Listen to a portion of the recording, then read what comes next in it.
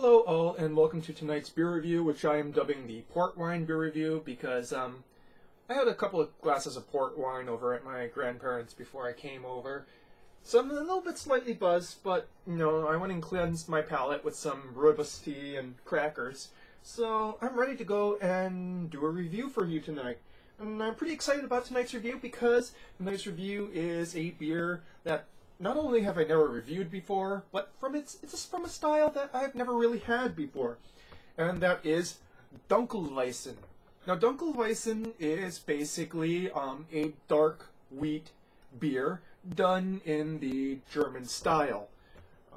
I'm not really sure if there's any other dark wheat beers done in any other national styles, maybe Belgian, but definitely within German style. So what is it? Well, it's basically wheat beer that's been kilned so that it is dark and brewed using sort of special yeast that is used in Hefeweizen. And no, that's all I know about it so far. So let me go and read the label, shall we?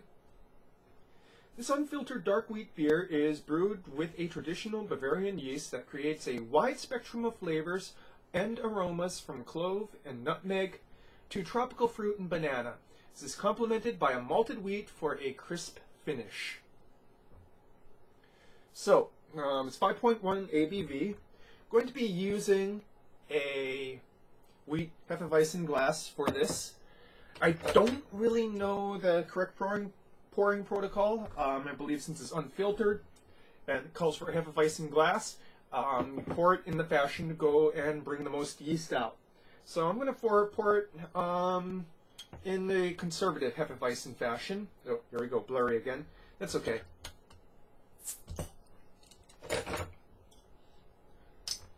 Interesting smell there.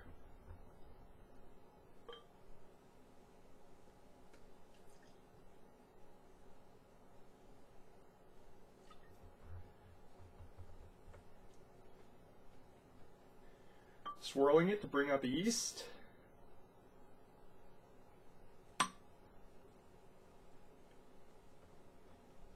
Very interesting color. It's a sort of golden brown color, translucent, with a very thick beige head. That very well carbonated, slightly cloudy. Hits immediately in the nose is cloves. Underneath that is sort of dark breadiness, sort of banana bread. Very much banana bread. Banana bread with cloves. Hints of bubblegum-like esters.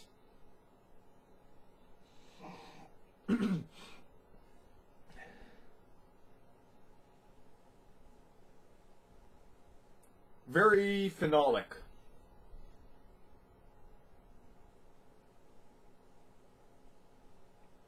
It seems to be pretty resilient there. Well, down the hatch it goes.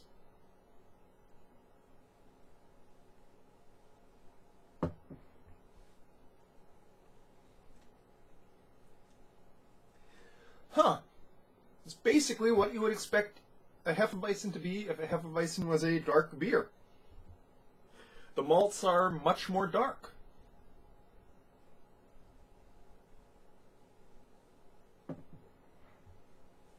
Very bready in that front there. With those phenolic notes, it smells like banana bread, maybe pumpkin bread. You know that kind of bread that's got like nutmeg inside of it.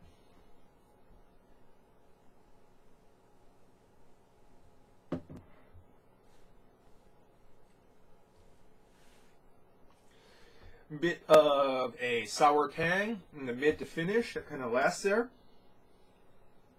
Just a hint of bitterness in that finish that lingers.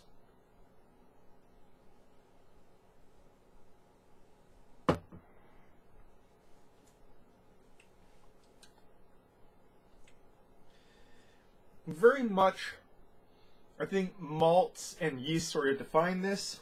Malts first and then yeast. Dark breadiness from start to finish with that yeast aspect it really brings about this sort of taste like a banana bread or some other sort of spicy, dark bread.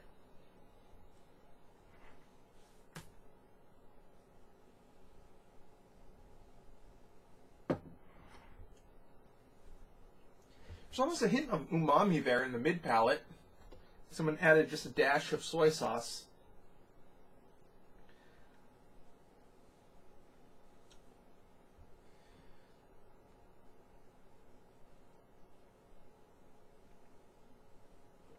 You get more of that banana bread sense when you drink it and inhale from the head at the same time.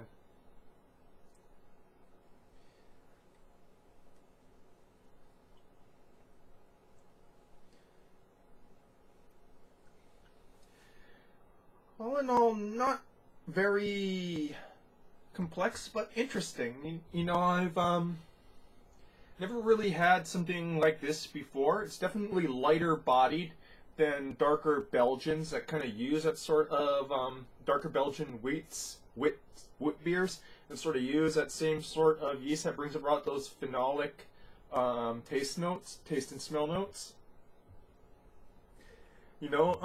So it's definitely a bit drier than those sort of darker Belgian wit beer.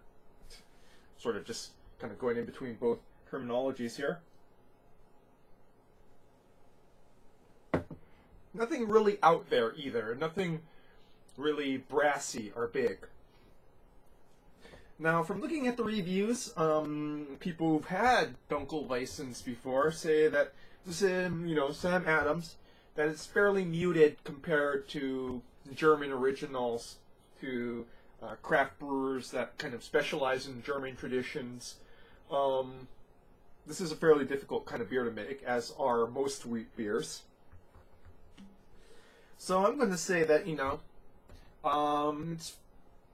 you're looking at Dunkelweizen, Sam Adams' sort of mass market example of it is fairly muted around the edges. You're not going to find those taste notes going all the way out there as you would for a regular beer of this particular style.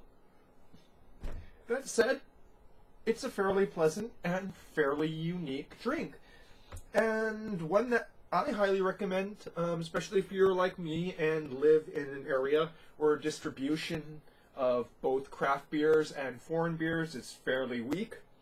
This is probably the only chance you're going to be able to get a Dunkelweizen in Hawaii, particularly one that's sold in supermarkets. So have a chance at it, because maybe purists will be like, well, it's not exactly like how it should be in the style guidelines, but it's still a pretty damn good beer, and it's still pretty interesting and unique.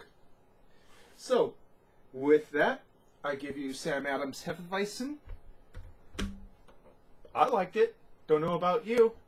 That's what I gotta say. Sorry about the blurring and whatnot tonight, and the slurring, because I had a couple glasses of port wine beforehand. So that's your beer review for tonight, folks. Cheers. Oh, and Prost.